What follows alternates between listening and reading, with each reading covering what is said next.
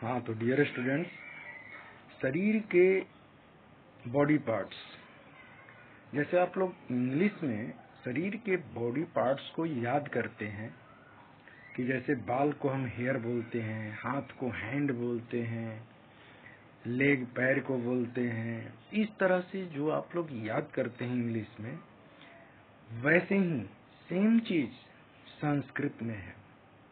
थोड़ा सा अंतर है, हिंदी से संस्कृत में थोड़ा सा कहीं कहीं अंतर है, इसलिए याद करने में देर तो नहीं लगेगी बच्चों, आप लोग आसानी से याद कर लेंगे, मुझे पूरी उम्मीद है। ज्यादा है ही नहीं, बस मात्र 25 ही डाला हूँ। 25 मतलब 25। आप लोग मुंह धोते हुए या ब्रश करते हुए इसको याद कर लेंगे, क्योंकि इसकी जरूरत पड़ती है, जगह जगह जरूरत पड़ती है संस्कृत में, और खास करके क्लास 6 के लिए तो बहुत जरूरी है। इसलिए छात्रों, अभी आपके पास नई टेक्स्ट बुक नहीं आई है, तब तक ऐसे ही से प्रश्न दिए जाएंगे एग्जाम में। इसलिए शरीर के अंग हो, संख्यावाचक शब्द हो, धातु रूप हो, इन सारी चीजों की जानकारी आपको रखनी है। और नहीं तो विशेष करके ये पैसेज संस्कृत में कुछ याद देख लेना कि किस तरह से उसके प्रश्न बनाए जाते हैं और उसके उत्तर किस तरह से लिखे जाते हैं। इस तरह के अभ्यास प्रायः शिक्षक आपको करवाते होंगे, और नहीं भी हो तो कोई बात नहीं। ये पहले तो वोकाबुलरी, जैसे इंग्लिश में वोकाबुलरी जरूरी होता है, वैसे ही संस्कृत में भी शब्दकोश का ज्ञान होना जरूरी है। इसलिए शरीर के अंग संस्कृत में मैं बोल रहा हूँ, आप लोग ध्यान से देखिएगा, क्योंकि प्रोनाउंसिएशन भी एक चीज होती है संस्कृत में। जैसे आंख को हम क्या बोलते हैं? तो नयनम। उसी तरह से कान को क्या बोलते हैं? तो कर्णः। नाक को क्या कहते हैं? तो नासिका। मुख को क्या कहते हैं? तो मुखम। ऐसे ही त्वचा को हम क्या बोलते हैं? त्वक। बाल केशः, ये पुल्लिंग शब्द है। नासिका स्त्रीलिंग शब्द है। कर्णः पुल्लिंग शब्द है। नयनम नपुंसकलिंग शब्द है। ये मैं साथ साथ में लिंग का भी ज्ञान देते जा रहा हूँ। सिर तो सिरः पुल्लिंग है। गाल कपोला, गाल को हम कपोला बोलते हैं, ठीक है, तो गाल को कपोला बोलते हैं, तो विसर्ग है तो पुल्लिंग है। अंगूठा तो अंगुष्ठ पुल्लिंग है। उंगली तो उंगली स्त्रीलिंग है।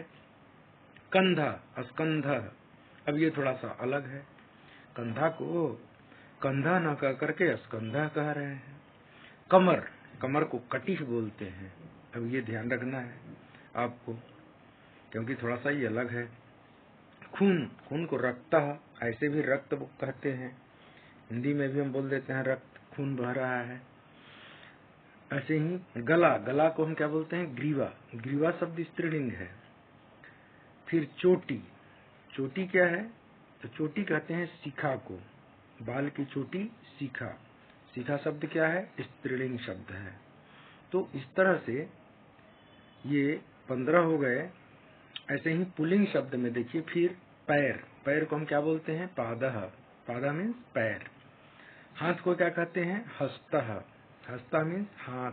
करा भी बोलते हैं हाथ को, तो हाथ को हस्तः और करः। ऐसे ही नख को क्या बोलेंगे? नखः। फिर दांत को क्या बोलते हैं? तो दंताः इसलिए बोलते हैं क्योंकि दांत एक नहीं बल्कि कितने दांत होते हैं, इसलिए हमेशा इसका ज्यादा से ज्यादा प्रयोग बहुवचन में होता है। तो दंत को हम क्या बोलेंगे? दंताः। और होठ को ओष्ठव बोलते हैं, क्योंकि ओठ जब दो होते हैं, ऊपर और नीचे, तभी हम ओठ बोलते हैं। एक रहता तो शायद हम नहीं कहते, इसलिए ओष्ठव बोलते हैं द्विवचन में। होठ को क्या बोल देंगे? ओष्ठव। ऐसे ही कंठ को कंठः पुल्लिंग शब्द। भ्रूः पुल्लिंग। जीव को जिह्वा स्त्रीलिंग शब्द। जीव को हम क्या कहते हैं? जिह्वा। इसी तरह से हड्डी को हम क्या बोलेंगे? अस्थि। और कलाई को हम क्या कहेंगे? मणिबंधः पुल्लिंग। अस्थि स्त्रीलिंग, जिह्वा स्त्रीलिंग। तो इस तरह से हम पुल्लिंग, स्त्रीलिंग, नपुंसक लिंग के ज्ञान के साथ साथ हम शरीर के अंगों को भी विशेष रूप से जानकारी हम लोग लेते हैं। और खास करके शरीर के अंग संस्कृत में उतना ही महत्वपूर्ण है।